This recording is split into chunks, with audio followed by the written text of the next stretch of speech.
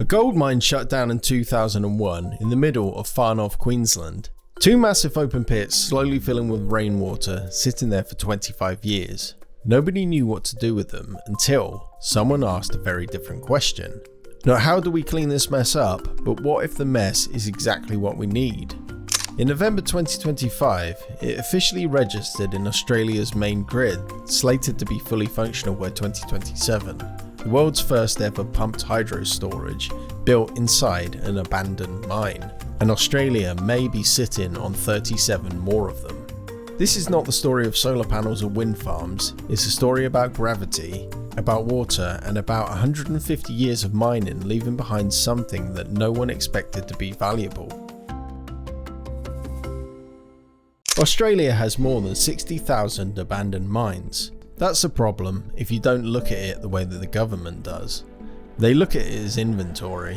Researchers at the Australian National University found 37 of those sites have the exact right conditions, the right elevation differences, the right geology to collectively store them more than 540 gigawatt hours of energy.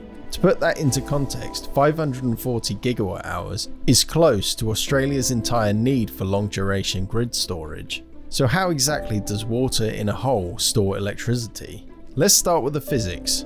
When there's too much electricity on the grid at midday, when solar panels are generating more than anyone needs, you use that surplus power to pump water uphill, from a lower reservoir to a higher one. You've stored that energy as gravity. As potential energy, the water is sitting at a height waiting. When the grid needs power at night or in adverse weather conditions, you release the water back downhill through a turbine.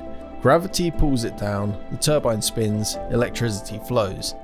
This is not new. Pumped hydro storage has been around since the 1890s. It's the most proven form of one of the large-scale energy storage types in the world, accounting for about 96% of all grid-scale storage capacity globally. The problem has always been geography. You need a high place and a low place close together, with a water source and without displacing anyone. Abandoned mines solve that problem almost perfectly. The hole is already dug, the elevation difference already exists. The pits often fill naturally with rainwater. And unlike flood in a natural park, nobody minds flood in a hole. Now here's what separates this from theory. November 2025, the Kidson Pumped Hydro project, built inside of a former gold mine in Far North Queensland, becomes the first pumped hydro facility to enter Australia's national electricity market in nearly 40 years. Mining operations peaked in the 1980s and the 90s before shutting down in 2001. The two open pits slowly filled with rainwater, creating natural reservoirs separated by about 200 meters of elevation. Engineers from GenX Power looked at those flooded pits and saw something no miner had: a ready-made battery waiting to be connected to the grid. It resulted in 250 megawatts of generation capacity, 2 gigawatt hours of storage, enough to power hundreds of thousands of homes for hours at a time, under a 30-year power purchase agreement with Energy Australia. In Queensland, a company called Evolution Mining is planning something significantly bigger. Their Mount Rawdon gold mine, 75 kilometers southwest of Bundaberg, stopped producing gold in 2024. Rather than close and walk away, they're proposing to turn the pit into the lower reservoir of a 2 gigawatt, 20 gigawatt hour pumped hydro facility. In April 2025, the Queensland government committed $50 million through its state energy company, CleanCo, to fund detailed feasibility studies and environmental assessments. Construction is expected to begin in 2028. But here's where it gets complicated, because right alongside all of this optimism sits one of the most embarrassing infrastructure stories in Australian history. Snowy Hydro 2.0, Australia's flagship pumped hydro project. Announced in 2017 by then Prime Minister Malcolm Turnbull, a national symbol of the clean energy future. The promised cost was $2 billion, operational by 2021. The reality as of 2026, independent analysts now estimate the total bill, construction, transmission lines and financing costs could reach $42 billion. So what went wrong? The tunnels boring through the Australian Alps hit rocks that were too hard in some places and too soft in others, and a major contractor collapsed. And even the pioneering Kidson project had difficult moments. In January 2026, the dam infrastructure spilled over due to severe weather, causing downstream evacuations. The lesson here isn't that pumped hydro is a bad idea. The lesson is that engineering is genuinely seriously hard. There's also water concerns. In one of the driest continents on Earth, large-scale water cycling is not without impact, and there are legitimate questions about evaporation losses at scale. Queensland actually cancelled its pioneer Burdekin pumped hydro project, which would have been massive, partly because of rising cost estimates and complexity. And then there's the completion.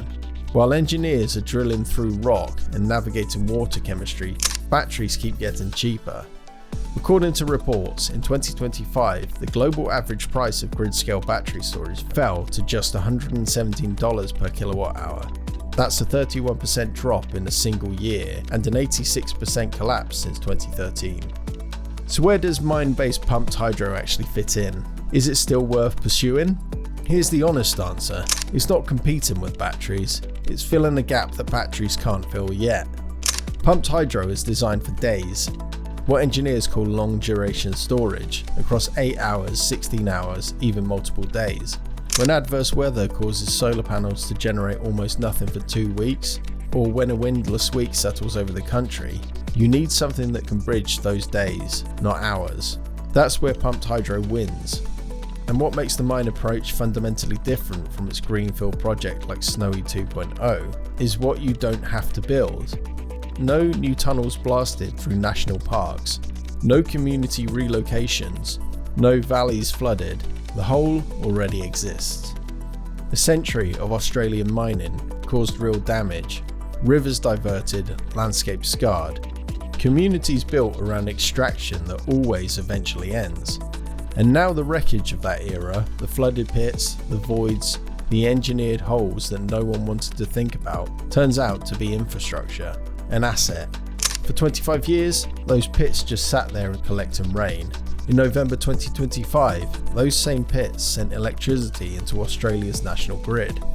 And if the ANU researchers are right, if those 37 sites become what they could become, then the most important battery in Australia's clean energy future won't be made of lithium, it will be made of old gold mines.